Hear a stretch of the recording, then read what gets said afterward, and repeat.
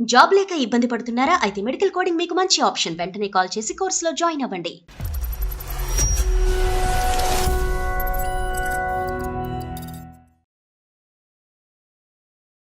More time కావాలి, నాకు ఎక్కువ టైం కావాలి, నాకంటూ ఫీలింగ్స్ ఉంటాయి, షేర్ చేసుకోవాలనే దాని మీద ఎక్కువగా తను ఫైట్ చేస్తుంది మేడం. కాదు, మీ టైమింగ్స్ చెప్తే మాకు కొద్ది క్లారిటీ వస్తుంది.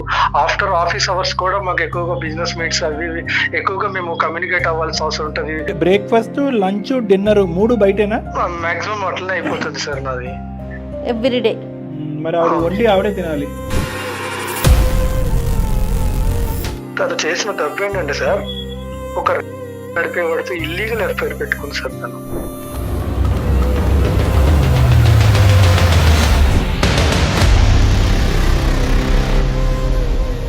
అంత ఆధారాలతోనే మీరు మాట్లాడుతున్నారు ఈ రోజు మాతో. అవును సార్, తను ఒప్పుకుంటుంది సార్. నువ్వు నాకు నన్ను కేర్ చేయనప్పుడు నువ్వు నాకు అవసరం ఏంటి అని అంటుంది సార్. ఏం చెప్పాలి చెప్పండి సార్. కలికాలమా? నిజంగానేనండి, భయం వేస్తుంది. చాలా అండి. క్వశ్చన్ చేస్తే సార్, నేను సూసైడ్ చేసుకుని చచ్చిపోతాను, నీ పేరు రాస్తానని చెప్పి బెదిరిస్తుంది సార్. కౌన్సిలింగ్ మార్పు ఆ అమ్మాయికి కాదు, కౌన్సిలింగ్ మార్పు మీకు రావాలి. మెట్టు దిగండి, మరి దిగజారిపోకండి. ఫోన్ కలపండి. నువ్వు పబ్బులకి, సినిమాలకి, షికార్లకి ఇచ్చినంత టైం నాకు ఏ రోజైనా టైం ఇచ్చావా? నాకు అవన్నీ ప్రొఫెషనల్ మీటింగ్స్. నా పర్సనల్ గా ఊరేగటానికి నేను ఎక్కడికి వెళ్ళలేదు. కానీ నువ్వు చేసింది ఏంటి? నీ భర్త నీతో పాటు టైం స్పెండ్ చేయాలని ఉండటం అనేది కరెక్టే. అంత మాత్రాన ఈ రాంగ్ ఫ్రెండ్షిప్స్ బిల్డప్ చేసుకుని వెళ్ళిపోవటమేనా? దాన్ని నువ్వు సమర్థించుకుంటున్నావా? డబ్బు డబ్బు అనుకున్నవాడు డబ్బులోనే ఉండాలి. ఎందుకు మాలాంటి జీవితాలు కట్నాలు తీసుకుని ఎందుకు అమ్మాయి జీవితం నాశనం చేయడం ఎందుకు సార్?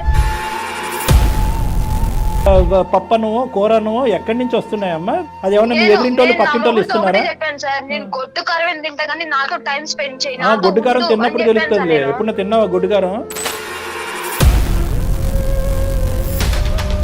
నార్మల్ గా మాట్లాడుతూ నార్మల్ గా ఉంటాం సార్, అంతే. అంత రిలేషన్ అంతా కూడా ఏం లేదు సార్. వాళ్ళకి ఆల్రెడీ మ్యారేజ్, పిల్లలు ఉన్నారు సార్. నాతో టైం స్పెండ్ చేస్తారు, నన్ను అర్థం చేసుకుంటున్నారు. అండర్స్టాండింగ్ ఉంది కాబట్టి ఉంటున్నాను సార్ నేను. ఒక్కసారి ఆలోచించుకో, ఏం తప్పు చేశాను? ఏడ్చి మాట చెప్పినంత మాత్రం నీ మనసు కరగదులే. నీ మనసు ఎలాంటిదో మాకు తెలుసులే. కానీ దీప్తి, ఒకే ఒక మాటమ్మా, అతను ఎలా మారుతాడు, ఎంత నీ టైం స్పెండ్ చేస్తాడు అనేటటువంటిది తర్వాత మాట్లాడదాం. నువ్వు చేసింది ముమ్మాటికి తప్పా కాదా? తప్పే సార్. తప్పు. ఫస్ట్ నా భర్త కరెక్ట్ గా ఉంటే నేను బయటకు వెళ్ళేదాన్ని మాట్లాడు.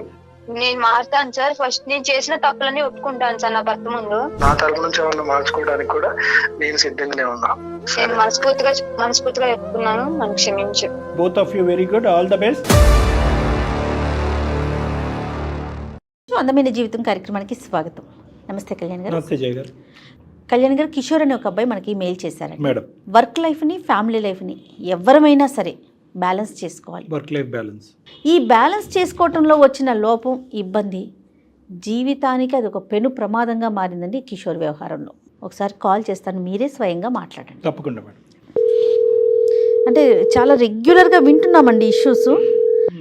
హలో హలో, ఎవరండి? నమస్తే అండి కిషోర్ గారు, నేను జయానండి, సుమన్ టీవీ నుండి. నమస్కారం మేడం. నమస్తే అండి. అదే మీరు పెట్టిన మెయిల్ గురించి నేను డాక్టర్ కళ్యాణ్ గారితో చెప్పాను. నాతో పాటు డాక్టర్ గారు కూడా ఉన్నారు, ఒకసారి మాట్లాడతారా? చెప్పండి కిషోర్ గారు, మీ ప్రాబ్లం ఏంటి? సార్, యాక్చువల్ గా నేను ఒక రియల్ ఎస్టేట్ కంపెనీ కన్స్ట్రక్షన్స్ దాంట్లో మేనేజర్ గా వర్క్ చేస్తున్నాను సార్. నేను మేనేజర్ గా. మీ వయసు ఎంత అండి? సార్, నా వయసు వచ్చి 32 సార్. పెళ్ళి ఎంతకాలం అయింది? 2 years అవుతుంది సార్ మా మ్యారేజ్ అయ్యి. తను ఏంటంటే సార్, నాకు టైం ఇవ్వట్లేదు, నన్ను పట్టించుకోవట్లేదు, నన్ను అటు తీసుకెళ్ళట్లేదు, ఇటు తీసుకెళ్ళట్లేదు అనేసి. అంటే టైం ఇవ్వకపోవటం అంటే మీ వర్క్ టైమింగ్స్ ఏంటో ఫస్ట్ చెప్పండి. వీకెండ్ లో అయినా ఇంట్లో ఉంటారా, ఉండరా?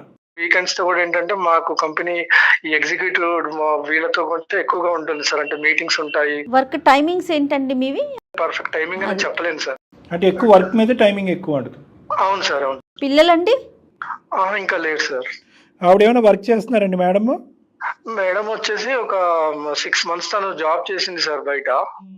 తర్వాత తనకెందుకో ఇంట్రెస్ట్ లేదని చెప్పింది. నేను దాన్ని కూడా నేనేమి పట్టించుకోలేదు సార్. తన ఇష్టంకే నేను వదిలేశాను. అంటే ఇప్పుడు టైం స్పెండ్ చేయకపోవటం అంటే ఏంటి అర్థం? తనకి ఏం కావాలో చూస్తున్నాను, తన కేర్ తీసుకుంటున్నాను, తనకి ఏం అవసరం ఉందో బాగానే చూసుకుంటున్నానని నేను అనుకుంటున్నాను సార్. కానీ నాకు స్పెసిఫిక్ గా నాకు టైం ఇవ్వట్లేదు, నన్ను బాగా మీరు చూసుకోవట్లేదు. అనుకుంటే సరిపోదు కదా, ఆవిడ అనుకోవాలి కదా. అంటే తనేమి ఎక్స్పెక్ట్ చేస్తుంది, మీరేమి ఇవ్వగలుగుతున్నారు? అంటే తను ఎక్స్పెక్ట్ చేసేది ఏంటంటే సార్, మోర్ టైం కావాలి, నాకు ఎక్కువ టైం కావాలి, నాకంటూ ఫీలింగ్స్ ఉంటాయి, షేర్ చేసుకోవాలనే దాని మీద ఎక్కువగా తను ఫైట్ చేస్తుంది మేడం. ఇప్పుడు 2 years పాటు మీరు జరిగినటువంటి ప్రయాణంలో నేను కష్టపడుతున్నాను, అన్ని సదుపాయాలు నువ్వు అడగకముందే నీకు ఇస్తున్నాననే ఆలోచన మీదే ఉన్నారు, కానీ అసలు ఆ అమ్మాయికి ఏం అవసరం, ఆ అమ్మాయి ఏం కోరుకుంటుంది అనేది డిస్కస్ చేసేంత టైం కూడా మీకు లేదు. కానీ మీరు ఇచ్చేది సరిపోతుందా, మీరు ఇచ్చింది కాకుండా ఇంకా ఏమైనా కోరుకుంటుందా అన్నది కూడా పసిగట్టలేనంత బిజీగా మీరు అయిపోయారు. నా వెర్షన్ కూడా కొంచెం ఆలోచించాలి కదా సార్. మీ వర్షన్ ఏంటి చెప్పండి. మీరు నా ప్రొఫెషనల్ టెన్షన్స్ ఏంటంటే తను కూడా ఆలోచించాలి కదా కరెక్టే సార్ కరెక్టే ఒకసారి. కాదు, మీ టైమింగ్స్ చెప్తే మాకు కొద్ది క్లారిటీ వస్తుంది. ఎర్లీ మార్నింగ్ 7 వరకు వెళ్ళిపోతుంది సార్, కొంచెం లేట్ నైట్స్ అవుతుంటుంది. మాకు ఆఫ్టర్ ఆఫీస్ అవర్స్ కూడా మాకు ఎక్కువగా బిజినెస్ మీట్స్ అవి ఎక్కువగా మేము కమ్యూనికేట్ అవ్వాల్సిన అవసరం ఉంటుంది. ఎగ్జిక్యూటివ్స్ తో డిస్కషన్స్ ఉంటాయి. చాలా వరకు ప్రొఫెషనల్ గా బిజీగా ఉంటాను సార్. బ్రేక్ఫాస్ట్, లంచ్, డిన్నర్ 3 బయటేనా? మాక్సిమం అట్లనే అయిపోతుంది సార్ నాది. ఎవ్రీడే. మరి ఆవిడ వండి ఆవిడే తినాలి. బయట వచ్చేసి జాబ్ ఎంత కాంపిటీషన్ ఉంది అన్ని రకాలుగా తెలుసు కదా మేడం. ఇప్పుడు నేను దాన్ని ఏదన్నా నేను స్కిప్ చేయగలిగితే రేపొద్దున నా ఎంప్లాయ్మెంట్ అనేది కూడా సెక్యూర్ లేకుండా ఉంటుందనే ఆ భయంతో కూడా ఎక్కువ వర్క్ చేయాల్సి వస్తుంది సార్. తనకు కూడా అర్థం కావట్లేదు సార్. అది ఇదైపోతున్నాను సార్ తన వల్ల. చాలా నేను మెంటల్ గా ఫిజికల్ గా చాలా వీక్ అయిపోయాను సార్ నిజంగా. ఇంత కష్టపడేది మీరైనా మేమైనా ఎవరి కోసం అంటారండి? అది మన ఫ్యామిలీ కోసమే కదా కదా. మేడం. ఇది అయితే క్లియర్ గా ఉన్నారు కదా. అవును మేడం. రైట్. అసలు సమస్య ఏంటండి మరి? ఈ సమస్య అంటే మీకు అది ఎలా చెప్పాలో అర్థం కావట్లేదు మేడం. ఏముందండి, ఇప్పుడు మీరు టైం స్పెండ్ చేయట్లేదు, మీ భార్య టైం స్పెండ్ చేయాలి అని అంటుంది, అంతే కదా సమస్య. దీన్ని ఎలా మీకు షేర్ చేయాలో నాకు అర్థం కావట్లేదు సార్. అంటే కొంచెం మీరు ఉన్నది ఉన్నట్టుగా చెప్పండి. సమస్య పరిష్కారం గురించే కదా మీరు వచ్చింది మా దగ్గరికి. ఇక్కడికి వచ్చి మీరు ఆలోచిస్తే కష్టం. తను చేసిన తప్పు ఏంటంటే సార్, ఒక నడిపేవాడితో ఇల్లీగల్ ఎఫ్ఐఆర్ పెట్టుకుంది సార్. తనతో రిలేషన్కి వెళ్ళింది సార్. అసలు వినటానికి, ఆలోచించడానికి, ఊహించుకోవడానికే చండాలంగా ఉందండి. ఇది మీకు ఎలా తెలిసింది? ఎప్పటి నుంచి జరుగుతుంది ఇది? నాకు ఫస్ట్ కొంచెం డౌట్ వచ్చి దాన్ని నిలదీసి అడిగాను సార్. అడిగితే ఏం డౌట్ వచ్చింది? మీరు ఏం చూడటం వల్ల మీకు డౌట్ వచ్చింది? తను 6 months అప్పుడు జాబ్ చేసింది సార్, మానేసింది. ఎవరైతే జాబ్ చేసే వ్యక్తి ఉన్నారో అతను నేను కనుక్కున్నాను సార్. ఇదంతా అంటే నాకు విషయం క్లారిటీ వచ్చిన తర్వాతనే నేను మీతో పంచుకుంటున్నాను. అంత ఆధారాలతోనే మీరు మాట్లాడుతున్నారు ఈ రోజు మాతో. అవును సార్, తను ఒప్పుకుంటుంది సార్. నువ్వు నాకు నన్ను కేర్ చేయనప్పుడు నువ్వు నాకు అవసరం ఏంటి అని అంటుంది సార్. ఏం చెప్పాలి చెప్పండి సార్. కలికాలమా? నిజంగానేనండి, భయం వేస్తుంది కదా చాలా అండి. ఫస్ట్ 6 months పాటు మీరు పెళ్ళి అయిన తర్వాత ఆవిడ ఉద్యోగం చేసుకుంటుంది, ఆవిడ బిజీగా ఉంది, మీరు బిజీగానే ఉన్నారు. సో ఇది వంక కింద చూపెడుతూ ఆవిడ అలా కొట్టుకుపోతుందా, లేదంటే వాస్తవానికి ఇది ఒక నిజమైనటువంటి కారణం అనేది మీకు అర్థమవుతుందా? అంటే టైం ఇవ్వలే అని ప్రతి ఒక్కళ్ళు ఇలా చేస్తారా సార్? లేదండి, ఇవన్నీ కూడా <1% అన్నట్టు నేను అనుకుంటున్నానండి. ఇది ఎక్కడా జరగదండి. బిజీగా ఉన్నంత మాత్రాన సంబంధాలు బంధాలు తెంచేసుకుని ఇష్టం వచ్చినట్టు అడ్డదారుల్లో పోవటం అనేటటువంటిది ఎక్కడా జరగదు. తను నిలదీస్తే తన సమాధానం ఏంటో తెలుసా సార్? చెప్పండి. నన్ను నిలదీసే రైట్ లేదు అని చెప్తూ సార్. ఇంకొకటి తను అంటుంది ఎక్కువగా నువ్వు నన్ను ఈ విషయంలో క్వశ్చన్ చేస్తే సార్ నేను సూసైడ్ చేసుకుని చచ్చిపోతాను, నీ పేరు రాస్తానని చెప్పి బెదిరిస్తున్నారు సార్.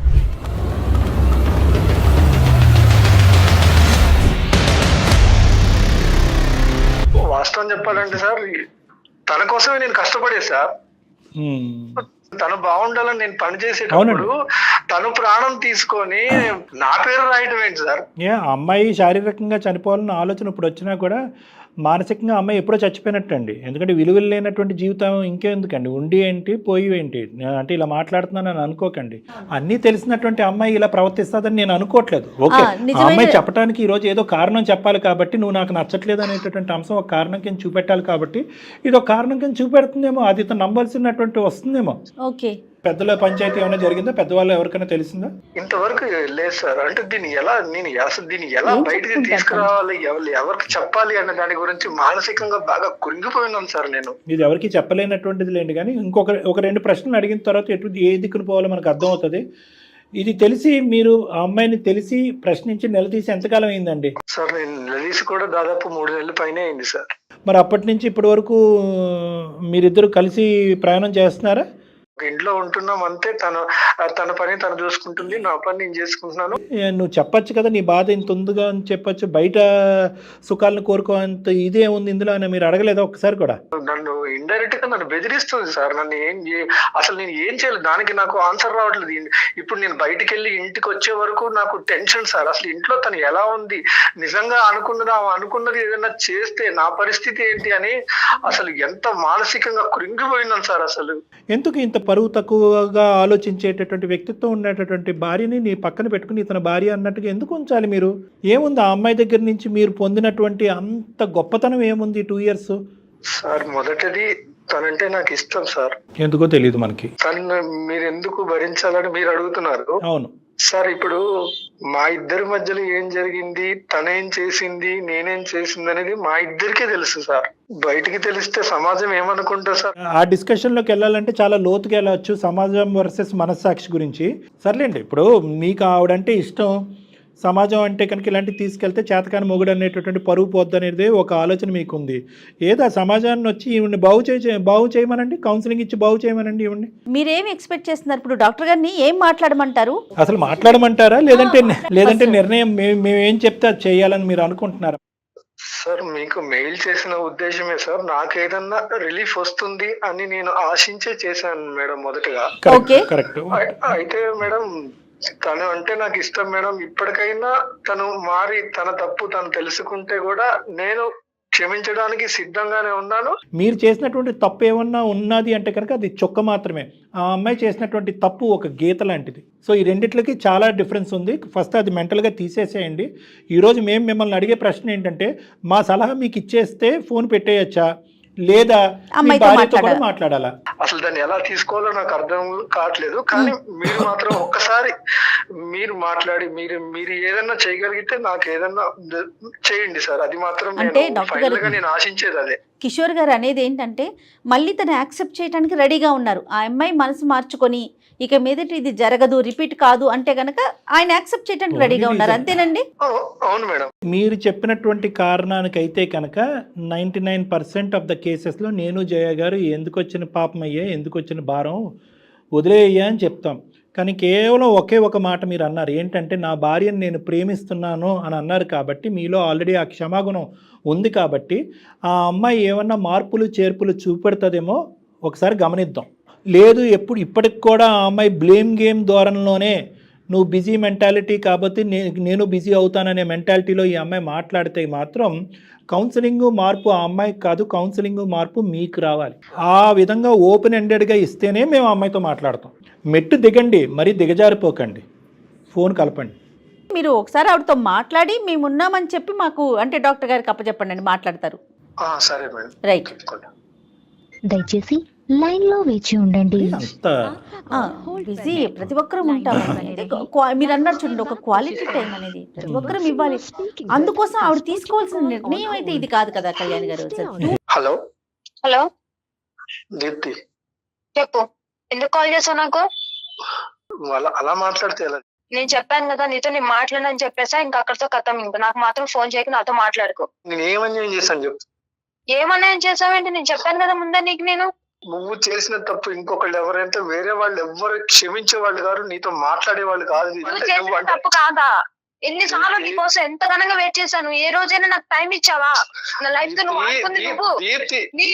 నీకు జాబు, నీకు శాలరీ, నీకు డబ్బే కావాలంటే ఆ అవసరంలో పెళ్లి చేసుకోవద్దు. నా లైఫ్ స్పాయిల్ చేసింది చాలు.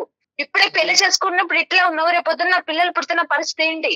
నేను ఎవరి కోసం కష్టపడుతున్నాను? నా భార్య బాగుండాలి, రేపొద్దున పుట్టే పిల్లలు బాగుండాలి, మన లైఫ్ బాగుండాలి, లగ్జరియస్ లైఫ్ రావాలి, అన్ని రకాలుగా బాగుండాలని నేను కోరుకుంటున్నా. తప్పు లేదు దీప్తి. అంటే నా వైపు నుంచి అయితే నేను ఎటువంటి నీకు హాని చేయలేదు. నీకు కళ్ళలో కూడా దీప్తికి అన్యాయం చెయ్యాలనేది ఆలోచన కూడా నేను రానివ్వను.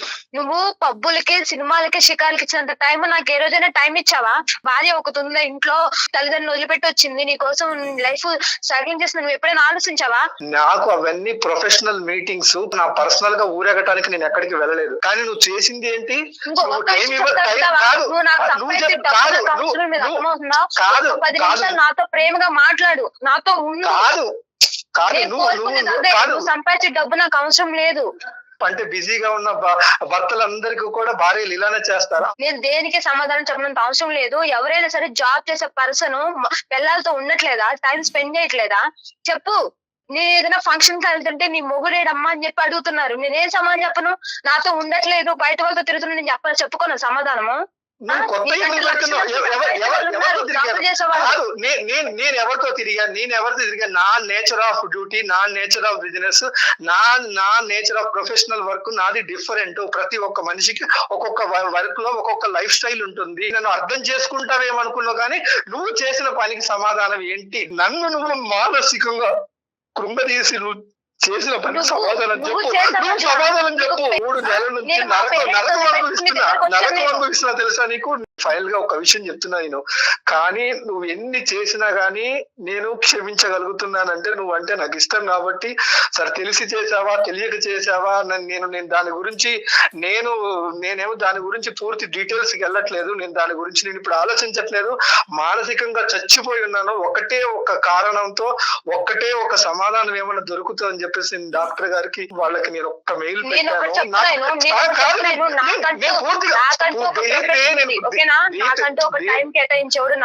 నేను పూర్తిగా చెప్పేది వింటావా లేదా? నేను వాళ్ళకి నేను మెయిల్ చేశాను, వాళ్ళు బ్యాక్గ్రౌండ్ లో కూడా ఉన్నారు.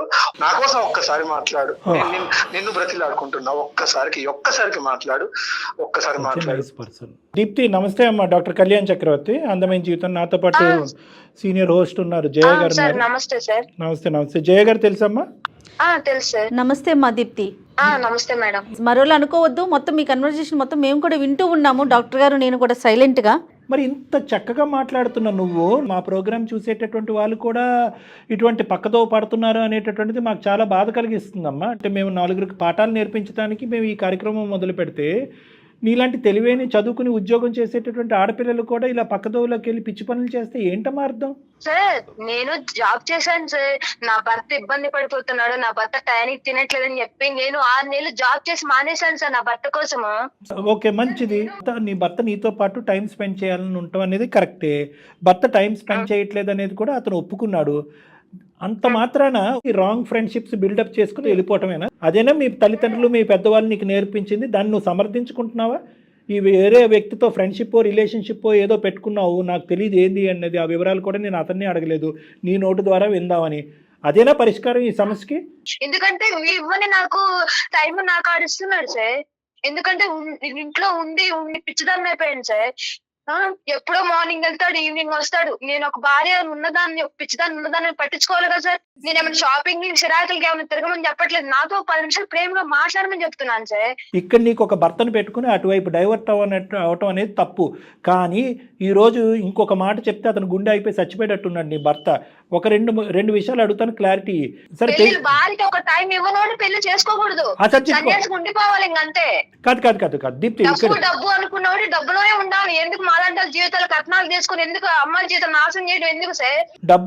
డబ్బు అనేటటువంటి వాడు పెళ్లి చేసుకోకూడదు అంటే కనుక రోజు నువ్వు పప్పనో కూరనో ఎక్కడి నుంచి వస్తున్నాయమ్మా? అది ఏమన్నా మీ ఎదురింటోళ్ళు పక్కింటోళ్ళు ఇస్తున్నారా? చెప్పాను సార్, నేను గొడ్డుకారం తింటా కానీ నాతో టైం స్పెండ్ చేయాలి. గొడ్డుకారం తిన్నప్పుడు తెలుస్తుంది. ఎప్పుడు తిన్నావా గొడ్డుకారం? డబ్బులు సంపాదించేవాడైతే డబ్బులు పెళ్లి చేసుకో, ఉద్యోగాన్ని నచ్చేవాడైతే ఉద్యోగాన్ని పెళ్లి చేసుకో అనేటటువంటి మాటలు అంత సులభంగా లేదమ్మా ఈ రోజులు, ఈ కాలంలో. తల్లిదండ్రులు తర్వాత చూసుకునేది హస్బెండే కదా సార్. తల్లిదండ్రులు డబ్బులు ఎక్కువ పెళ్లి చేస్తారు అమ్మాయిలకి, భర్త చూసుకుంటాడు, భర్త ఉంటాడని కదా సార్ పెళ్లి చేస్తారు అమ్మాయిలకి. దీప్తి, అతను మీకు టైం ఇవ్వకపోవడం అనే దాన్ని మేము సమర్థించట్లా. ఖచ్చితంగా మీకు టైం ఇవ్వాల్సిందే. కానీ దానికి ఇదా మీరు పరిష్కారం? ఇది 2 చాప్టర్స్ కింద మాట్లాడుకుందాం. కొద్ది కూల్ డౌన్ అవ్వమ్మా. ఎందుకంటే ఇది నలుగురు ముందు పెట్టేటటువంటి పంచాయతీ కాదు. మీ తల్లిదండ్రుల వరకు వెళ్ళలేదు, అతని తల్లిదండ్రుల వరకు వెళ్ళలేదు. ఇది అందమైన జీవితం అనేటటువంటి ఈ వేదిక మీదే ముగించాలి అనే మంచి ఉద్దేశంతో మేము ఇక్కడ మాట్లాడుతున్నాం. 2 కాన్సెప్ట్స్ కింద మాట్లాడుకుందాం. ఒకటి టైం ఇవ్వకపోవటం, రెండోది నువ్వు సో కాల్డ్ సంబంధం పెట్టుకోవటం. ఈ రెండు వేరే వేరే అంశాలు. టైం కేటాయించకపోవటం వల్ల సంబంధాలు పెట్టుకోవాలి అనుకుంటే ప్రపంచంలో ఒక్క కుటుంబం కూడా సవ్యంగా ఉండదు. ఎవరైతే కనుక నిన్ను ఎక్కించుకుని ఆఫీస్లో దింపేటటువంటి ఒక వ్యక్తితో నువ్వు ఒక కనెక్షన్ పెట్టుకోవటం అనేది కరెక్టా అని మేము అడుగుతున్నాం. చేయకూడనటువంటి తప్పేమన్నా చేసావా? నార్మల్ గా మాట్లాడుతూ నార్మల్ గా ఉంటాం సార్, అంతే. అంతే. రిలేషన్ అంతా కూడా ఏం లేదు సార్. వాళ్ళకి ఆల్రెడీ మ్యారేజ్, పిల్లలు ఉన్నారు సార్. నాతో టైం స్పెండ్ చేస్తున్నారు, నన్ను అర్థం చేసుకుంటున్నారు, అండర్స్టాండింగ్ ఉంది కాబట్టి ఉంటున్నాను సార్ నేను. మీ ముందే ఇట్లా మాట్లాడుతుందంటే సార్, నా ఇంట్లో ఒక్కడున్నప్పుడు పరిస్థితి ఏందో మీరు ఒక్కసారి ఆలోచించండి సార్. నంగనాచి మాటలు మాట్లాడుకో, అర్థమవుతుందా? నేను ఎన్ని రోజుల నుంచి నేను నరకం అనిపిస్తున్నాను ఇంట్లో నాకు తెలుసు. నువ్వు నరకం చూసావా, నేను నరకం చూసాను అనేది నా అంతరాత్మకి తెలుసు, పైన భగవంతుడికి తెలుసు. గుర్తుపెట్టుకో. నీ అంతరాత్మకి సమాధానం చెప్పు, నీ అంతరాత్మకి సమాధానం చెప్పు చాలు. నువ్వేం చేసావో, ఇన్ని రోజులు నీ గురించి నేను టార్చర్ అనిపించానో నాకు తెలుసు. టార్చర్ అనిపించే ఏం చేశాడమ్మా? ఉద్యోగం చేసుకున్నాడమ్మా. ఆ ఉద్యోగంలో డిమాండ్ అతనికి ఏమి సరదా ఎక్కి కొవ్వెక్కి ఆఫీస్ లో కూర్చోట్లేదు. ఎప్పుడు ఇంటికి వస్తానా నేను ఎంత టైం మనతో పాటు రాదు సార్. మనం ఉన్న రిలేషన్షిప్ లో నాకు టైం అనేది ఉంటుంది సార్. మీరిద్దరు కలిపి సముద్రం అంత ప్రయాణం చేయాలి. 2 సంవత్సరాల్లో ఏమి మూడు ముళ్ళు ముచ్చటేమీ కాదు. జీవితాంతం సుఖపడేటటువంటి దానికి ఓపిక ఓర్పు ఉన్నప్పుడే మీరు కష్టపడతారు. Make hay when the sun shines అంటారు పాత సామెత. అతను కష్టపడుతున్నాడు. అతను ఆఫీసులో కూర్చున్నంతసేపు, ఏదో మీటింగుల్లో కూర్చున్నంతసేపు నీ గురించే స్మరించుకుంటున్నాడు. ఎప్పుడు వైఫ్ వెళ్ళిపోవాలి, ఎప్పుడు ఇంటికి వెళ్ళిపోవాలి, ఎప్పుడు వైఫ్ దగ్గరికి వెళ్ళాలి అని అనుకుంటున్నాడు.